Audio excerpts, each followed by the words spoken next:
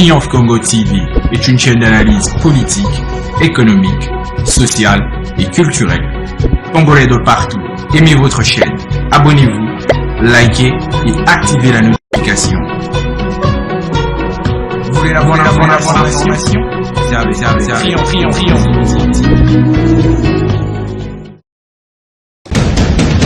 La République démocratique du Congo, c'est le plus grand pays d'Afrique centrale. Un territoire équivalent à plus de 4 fois celui de la France métropolitaine. Eh bien, aimables téléspectateurs de Triomphe Congo Télévision, votre média en ligne, nous sommes très heureux en ce jour où l'occasion nous permet de vous joindre afin de vous partager l'actualité, la bonne information qui domine la République démocratique du Congo. Et comme vous le savez, le ministre de la Justice, le ministre national de la Justice, M. Constant Mutamba, a pris certaines mesures juste après sa prise de fonction. C'est-à-dire, parmi ces mesures, il y a l'interdiction des tapages nocturnes et puis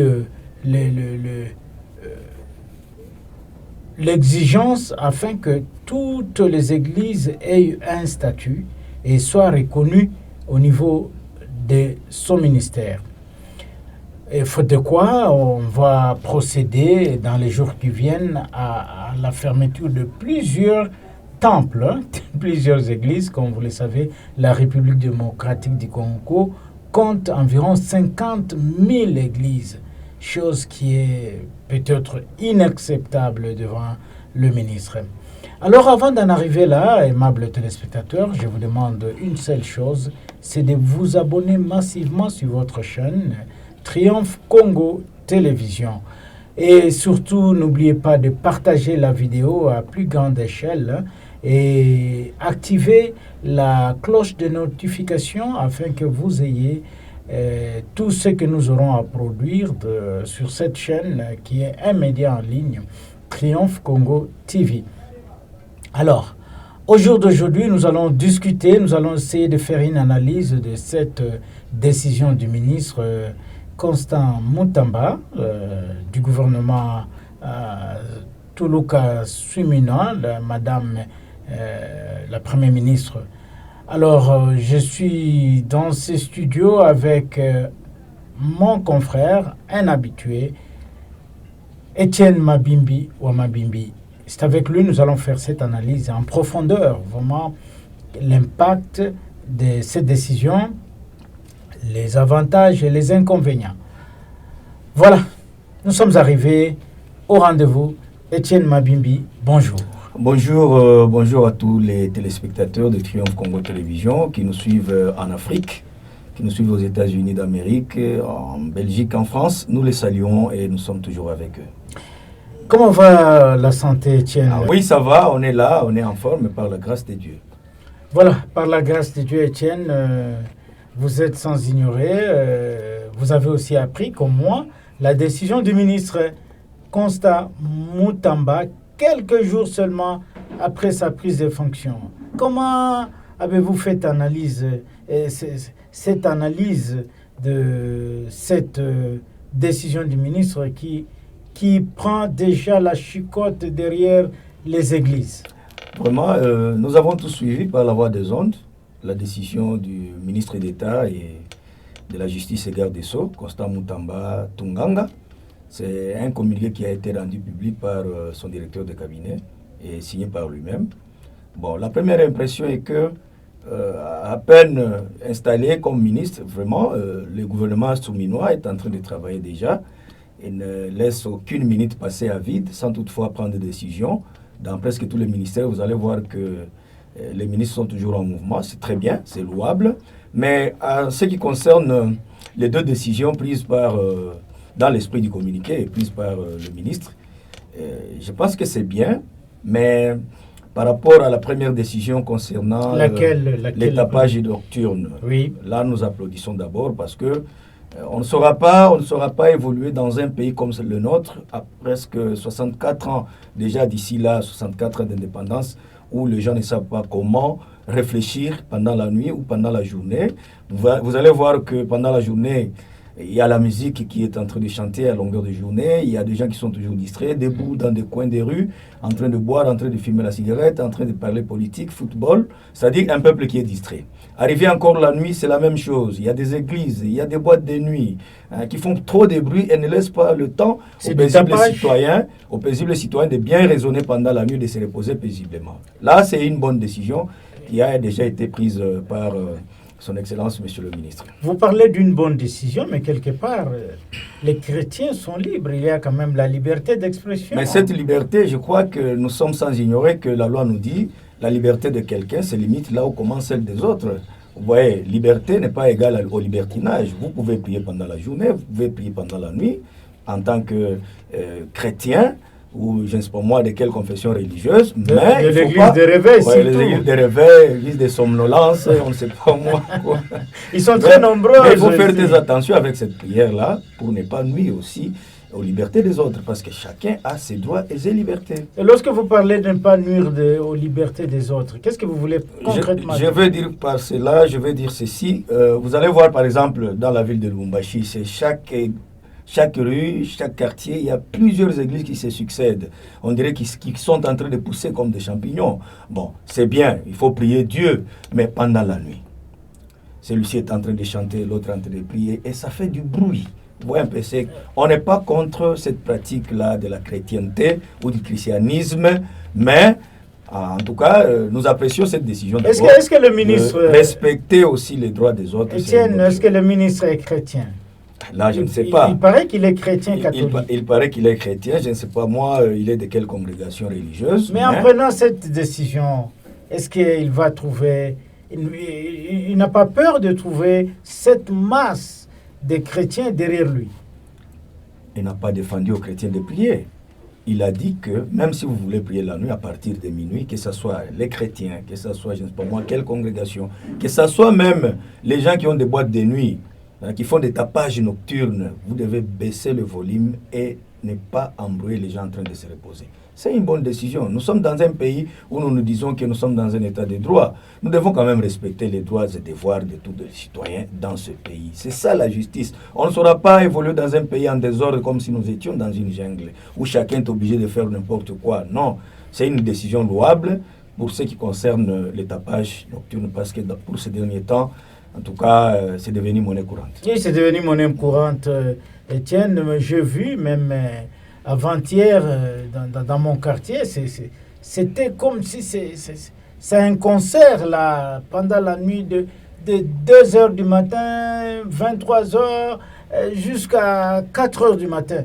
Mais il me revient quelque chose à l'esprit. Le ministre a eu le bon sens de faire sortir cette décision.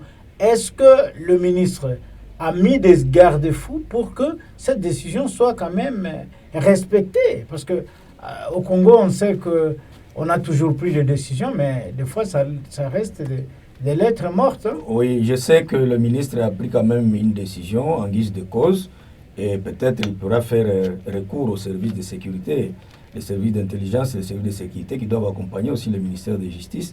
Pourquoi? Parce que nous avons toujours vu, quand le parquet décide, il y a toujours un suivi de la part des services de sécurité qui doivent suivre les décisions pour appliquer cela au sein de la population. Donc, j'ose croire que le ministre était prudent pour prévoir ces genres de pratiques. Oui, allons encore, vous avez parlé de la deuxième décision. La deuxième décision, en ce qui concerne la fermeture de toutes les églises d'ici un mois, parce qu'il a donné un délai d'1 mois.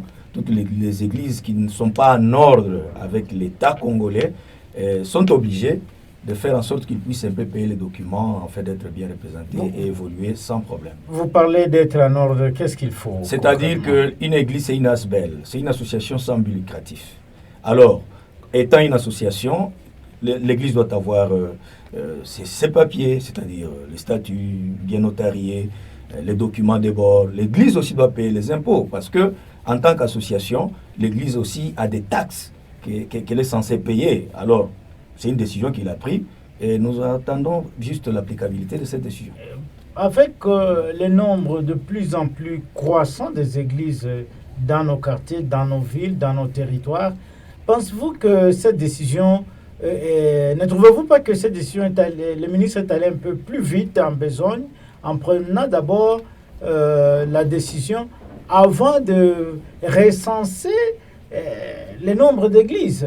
Est-ce que c'est une bonne politique? En tout cas, quant à moi, je dirais que sur cette décision, le ministre devait commencer d'abord par une sensibilisation générale. Tout à fait. Parce que, vu le nombre des églises au Congo, qui naissent au moment où nous sommes en train de réaliser cette émission, il y a des gens qui commencent déjà une église, peut-être au salon, peut-être en dessous. C'est juste à côté de nous oui. ici. Alors, moi je pense qu'il fallait d'abord commencer par la sensibilisation. Sensibiliser d'abord les gens, les pasteurs, les chrétiens. Et quand le message va passer, c'est alors que chaque église pourra faire ses déclarations, c'est-à-dire déclarer les documents nécessaires et après leur accorder aussi un temps pour l'octroi des documents, parce que prendre une décision pareille dans un mois et commencer déjà la fermeture des églises, je pense qu'il y aura de très grandes résistances sur cet aspect des choses. Oui, il y aura des résistances. Ça serait comme les cas que nous regrettons aujourd'hui de Kanyama KCC, où on doit voir seulement les gens qui ont de longs cheveux avec des dreads sont considérés comme des koulouna. Des koulouna. Même les koulouna ont le droit, parce que la Constitution ne permet pas d'arrêter quelqu'un parce qu'il a de longs cheveux. Vous ne trouvez-vous pas que c'est encore une décision un peu populiste que M. Constant Moutamba a dû prendre? Je crois que le ministre est en train de nous suivre pour ce moment. Je crois que il doit faire en sorte, il doit mettre un peu d'eau dans son vin, parce que commencer directement à donner un délai d'1 mois pour fermer les églises qui ne sont pas en ordre avec l'État, ce serait trop tôt. Il fallait d'abord, par exemple, commencer par... Je pense que le ministre a un cabinet, il a des conseillers. Oui, il y en a. Alors, il fallait commencer d'abord par... On ne corrige pas le ministre, mais nous lui disons, parce que la liberté d'expression existe, nous sommes en train de faire des analyses quant à ce. Commencer d'abord par sensibiliser. Sensibiliser les églises, sensibiliser les chrétiens, les formations religieuses, leur sensibiliser afin qu'ils puissent quand même s'octroyer les documents. Il faut avoir tel document en tant qu'ASBEL. Et après, leur accorder un moment aussi pour se procurer ces documents et passer maintenant au contrôle. Mais quand vous dites que je vous donne 1 mois, et l'église qui n'est pas en ordre sera fermée, je crois que c'est un peu trop tôt. Un peu trop tôt, comme vous venez de le dire, Étienne, mais là aussi, il y a un problème de vision de la spiritualité. Il y a des gens qui sont appelés à exercer ce métier. Ne trouvez-vous pas que le ministre là cherche à limiter la liberté d'expression, la liberté de mouvement, d'exercice, de fonction de certaines confessions religieuses? Nous sommes sans ignorer que c'est l'État qui est au-dessus de toutes choses. Tout à fait. Parce que nul n'est au-dessus de la loi. Oui. C'est le ciel, les sous-sols, l'air, l'eau, tout appartient à l'État. Quand l'État congolais est en train de prendre ces mesures comme ça, c'est pour notre protection aussi. N'oubliez pas que nous sommes pendant une période de guerre. Lorsqu'un peuple est en train de chanter toute la nuit, avec des tapages, des bruits, trop de bruit, mais quand est-ce qu'on saura quand l'ennemi sera ici?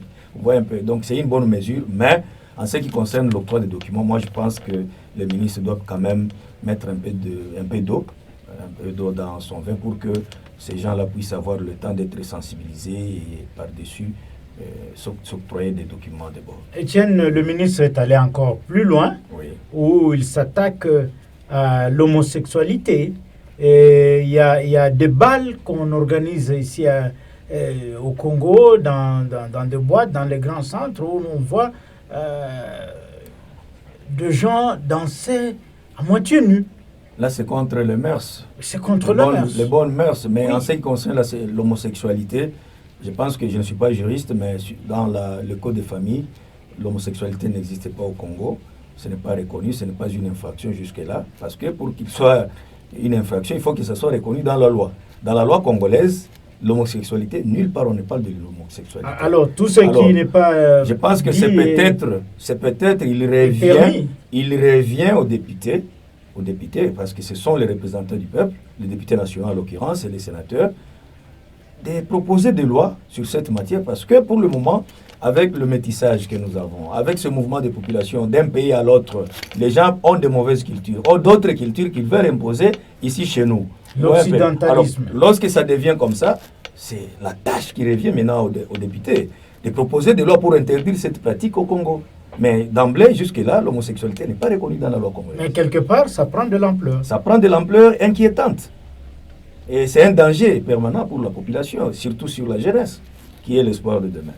Mais qu'est-ce que le ministre peut faire à ce stade-là, lui en tant que le père de la justice Et garde de sceaux. et garde des sceaux? Proposer aux députés une matière, une question orale, qu'ils proposent à l'Assemblée nationale pour que les députés puissent en décider. Parce que c'est eux, les représentants du peuple, c'est eux qui édictent des lois, qui proposent des lois. Et lorsque les lois sont adoptées, le président de la République va les promulguer et ça passe. Est-ce que là, il faut les arrêter? C'est trop tôt, c'est aussi une violation de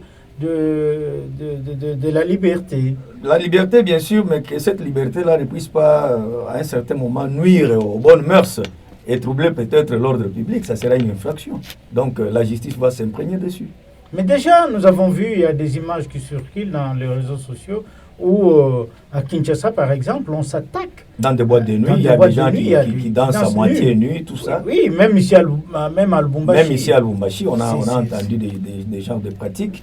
Là, c'est contre la moralité. C'est devenu l'immoralité qui constitue une infraction dans le code de famille. Voilà, ça constitue l'immoralité dans le code de famille, Étienne. Peut-être vous avez une autre idée à avancer par rapport à ces trois sujets que nous venons de débattre ici. Nous demandons, c'est juste une recommandation au Premier ministre, chef du gouvernement, avec toute son équipe. Il y a beaucoup de matières à raisonner dessus. Il y a des priorités dans ce pays. Nous avons suivi le discours du Premier ministre lors de son investiture au niveau de l'Assemblée nationale. Moi, je pense qu'il fallait d'abord s'atteler aux besoins prioritaires. Même les décisions qui doivent venir des différents cabinets ministériels, que ces décisions-là puissent d'abord prendre la priorité au Congo. C'est quoi la priorité? Est-ce qu'il faut prendre telle décision en ce moment ou quelle est la priorité dans ce ministère? Donc chaque ministère a une priorité et je pense que le Premier ministre sera très regardant sur cet aspect des choses. Oui, la priorité, Etienne, consiste aussi à voir ce qui se passe dans les territoires de Kasongo. Pour rappel, vous savez vous-même que les bacs qui traversent le fleuve Congo, qui aident à la traversée du fleuve Congo au niveau des Kasongo-Rivé, est noyé. Mais le gouvernement doit d'abord regarder là-bas. Ce sont aussi c'est parmi les priorités, bien sûr, parce que nous avons même diffusé cette information, mais nous attendons les retombées. Je pense que le chef de l'État a suivi, le Premier ministre aussi a suivi, le président de l'Assemblée nationale, presque toutes les institutions du pays ont suivi, parce que c'est parmi les abonnés de Triomphe Congo Télévision.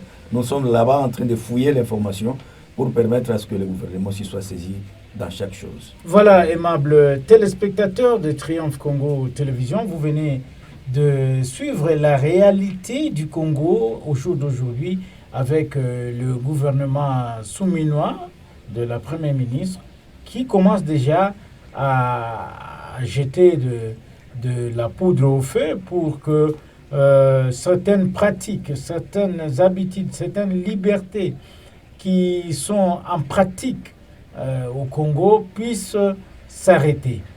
Voilà. À tous et à toutes, il ne me reste qu'à vous dire merci de nous avoir suivis. Triomphe Congo TV est une chaîne d'analyse politique, économique, sociale et culturelle. Congolais de partout, aimez votre chaîne, abonnez-vous, likez et activez la notification. Vous voulez la bonne information? Triomphe.